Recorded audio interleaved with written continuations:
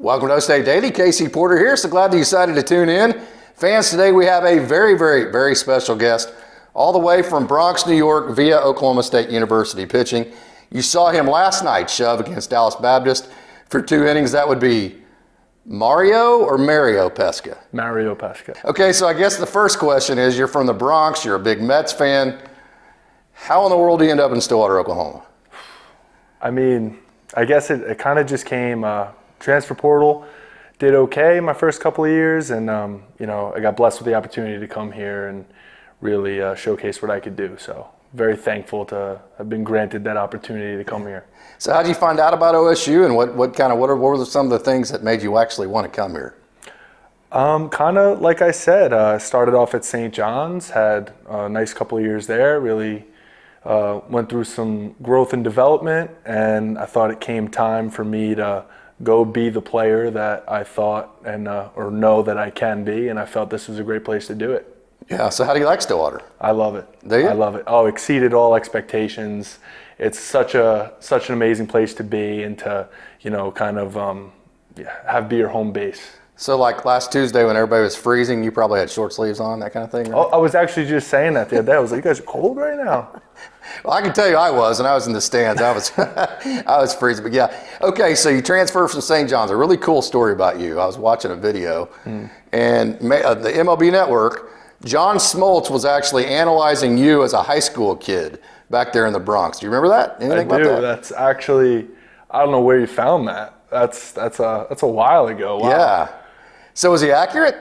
I guess. I mean, he said some pretty good things. Yeah, so did he? I'm going to agree with him and say he obviously would know his stuff, but that was such. I got to see that video again. I'd like to see how far my mechanics, my stuff has come from that point on. But I remember when it happened, and it was just super cool.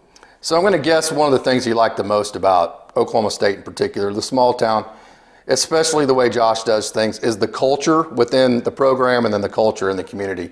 You were big on culture. That was one of the reasons why you chose St. John's. So would that be accurate? Can you talk about that part of it? Amazing culture. Yeah. I mean, even if you just look at it, everything here is so family oriented that it's great. A couple summers ago, I played for TH in Chatham. Okay, there you go. Yeah, and getting to know him at that point in time, and now being here and getting to know everybody, Josh and even Matt, he's here a lot too. So it's such a family-oriented vibe here, and it's amazing to come here every day and just know everybody's got you, and that starts with Coach Holliday. He's awesome with that, and it definitely trickles down to everybody. Everybody's here for each other and here to help. So it's definitely a really cool place to be. We talked about you being a senior in high school. You could have got drafted. You turned it down. Tell us about that. I just kind of felt that school at that point in time for me was a better option. It was a lot more for me, that I felt like I was just kind of scratching the surface and wanted to go discover a little bit more about my game and develop a little bit. And with that, a little bit of maturing as a player, and like I said, that development aspect was super important for me. I look back on that decision every day. I'm super thankful and grateful I made that decision, because I had some wonderful years, the last 2 at St. John's, but it got me here. And again, even just thinking of that decision alone of transferring, I'm so thankful every day that I did that, because being here is just totally where I was meant to be. So let's get into your pitch mix. A lot of guys label their sinker and two-seam as the same pitch. You separate those two. Can you kind of take us through that? Yeah, so Coach Walton, he's the man. He's the wizard. He's the wizard. He will sit with you for hours on end, just for a little bit of clarity. He takes an insane amount of time to really make sure that everyone's heading in the right direction, and he's really good with that. And a lot of conversations, especially early on, from kind of my stuff and how it was last year to making it better this year, things we've scrapped, things we've added. And another one was kind of with the sinker and the two-seam. The two-seam kind of just stays up in the zone when I'm trying to, let it kind of ride with it with a little bit of run.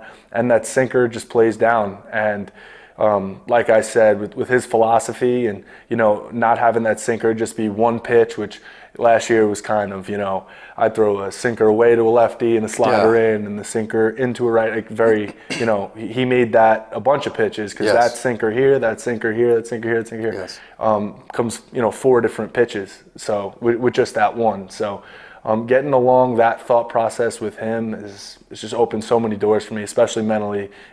Super confident now, operating, even just catch play and bullpens. I know what I'm doing. Yeah.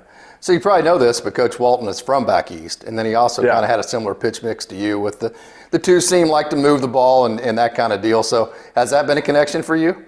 I definitely connect with him very well. Yeah.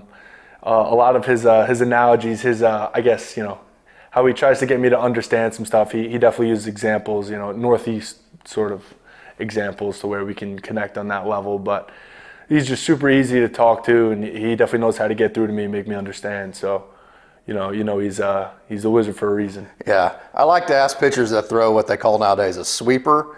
Is that what I used to call a slurve? I mean, is that the same pitch, or can you tell us what your sweeper is? Yeah, so the first thing, literally week 2 or 3 of getting here, he goes, that slider that you've thrown your entire life, we're just not going to do that anymore. So I was like, okay. Oh, really? Yeah, he kind of just cut wow. it. And he was like, you're going to throw a sweeper. We want something a little bit more horizontal, just for a lot more swing and miss, whatever purposes. And yeah, it's come a long way. That slider that I did come in with has now kind of changed into more of a cutter, which we're working towards every day. More of a bullet type? Yeah, and shorter and harder. Yeah. And then that sweeper is going to kind of be softer, but, definitely take off horizontally. So uber specific planning goes into this, and that's a big thing I could take away from Coach Walton was definitely instilling a specific plan in your head before attacking, whether, that's this pitch here, sweeper here or here. It's a battle each time, not with the hitter, but, with yourself to get it to the catcher. Yeah. And, when you take that hitter out of the equation and you're just trying to be a professional glove hitter instead of, throwing, against that guy in the box, it just totally clears you up mentally and lets you execute at a way higher level. I bring that up to say you've been a starter. You were a starter all of your outings last year. Your ERA was under 3, so it was a fantastic year for you. This year you've worked in several different roles. So there's a saying in baseball, you got to be where your feet are at that moment. So have you learned that here at OSU? Definitely. I mean, I'm not really looking into that or having a solidified role in one way or another to that effect. My role is whenever coach gives me the ball, I get him zeros. Yeah. So that's how I'm taking it as. And again, I mean, if you just look at our staff, top to bottom, I mean, look at all that talent there. I get to be a part of that every day. I get to be here and rep OSU. So whatever they ask of me and whatever they want me to do, consider it done. You like Oklahoma? I do. Anybody take any fishing yet on a farm pond? No one's taking me fishing. Yeah, I'm not much of a fisherman, but Okay, fantastic. Okay, so you had a great outing last night. Take us through that. Again, that kind of just comes with laying down that groundwork, mentally, how we're going to go about that outing, that start. And, it's definitely more comforting knowing I can get into that same routine I've always been in when I get to start out with the ball. But even on those outings where, it's Mo get hot and I'm coming in late, those are awesome too, because it's just more, avenues I could take of developing and getting better. Yesterday was a perfect example of, all that work we've been putting in with kind of getting ahead with some off speed, backdooring some sweepers to lefties, and same thing with sinkers away to righties, and all, things that we've been really focusing on in the bullpen leading up to this season. So, as we start to dominate those, those spots, those locations with those pitches more, the more we're going to see, the change up in the cutter coming, along the way for the rest of the season. But, I'm just super excited that, I get to be here with this team and, leave it all out there. So you like Oklahoma. You haven't been fishing yet, but you have to miss at least certain parts of being back home. What would that be? Food. Oh, yeah. Yeah, just Not even, nothing crazy specific, just that home cooked, either my mom or my grandfather would make. But yeah, and just kind of the people, the family, everything like that. It's definitely, it's hard being away, but it gets easier when you get to come to this stadium every day and get better and be here, especially like I said with those group of guys. Are there any similarities between the Bronx and Stillwater, Oklahoma? No. No, not at all. Okay, that's fantastic. Okay, let's finish this by lots of people to thank when you get in a position to be a Division I player like you are. Lots of people to thank. Who all would that be? I mean, I don't want to leave anybody out. Yeah. It always starts at home, especially my parents have been great, sacrificing so much for me to, just through my whole life, striving to, reach that next step. And, when I go out there and I suit up, I do it for them, I do it for me, but I do it for them, for the team, for myself, but I do it for my parents as well. They're a very big part in that.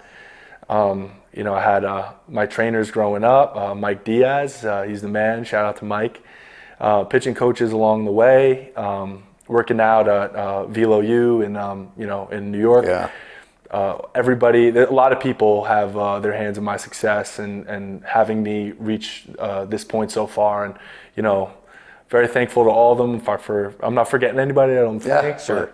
There are definitely a lot of people that, have helped me along the way. I lied. One more question. Stone Cold or The Rock? Yeah. Which one? I'm a big wrestling guy. Stone Cold. Oh, that's the bottom line. We'll end right there. That's the bottom line because Mo said so.